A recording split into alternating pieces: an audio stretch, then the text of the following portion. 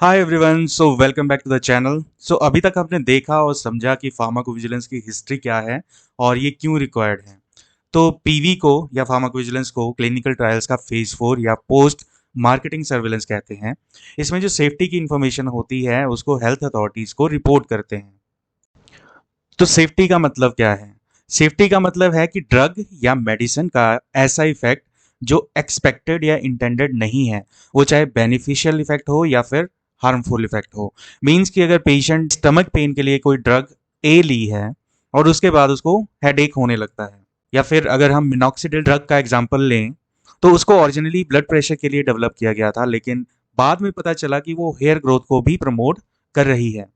तो इन दोनों ही केसेस में ड्रग किसी और पर्पस के लिए दे रहे थे जिसको ड्रग की इंडिकेशन कहते हैं। हाउएवर इनको लेने के बाद पेशेंट को कुछ और इफेक्ट भी हुआ। फॉर एग्जांपल, ड्रग ए लेने के बाद पेशेंट को हेडेक हुआ, इसको हम लेमन टर्म में साइड इफेक्ट कहते हैं। एंड मिनॉक्सिडिल के केस में हेयर ग्रोथ जो है तो बेनिफिशियल इफेक्ट, बट ड्रग से एक्सपेक्टेड नहीं था। जो ड्रग का अनइंटेंडेड या अनएक्सपेक्टेड इफेक्ट है, इसको दो कैटेगरीज में डिवाइड करते हैं।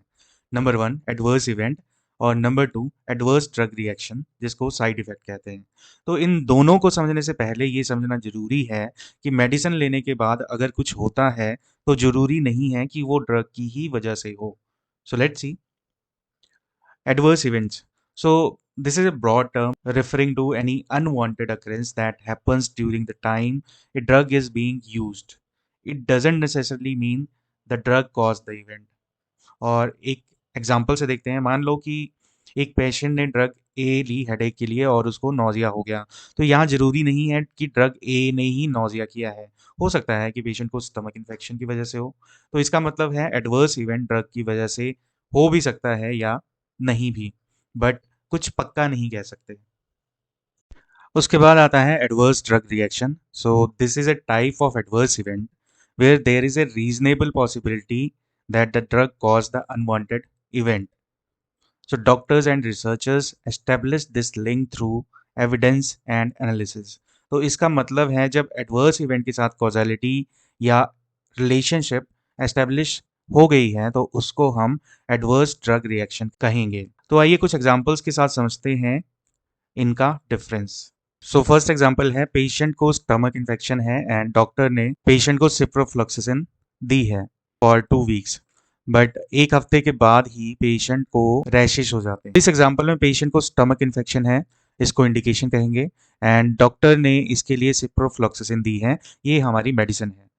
और इसके बाद पेशेंट को रैश होते हैं, ये हमारा अनएक्सपेक्टेड अकरेंस या इफेक्ट है।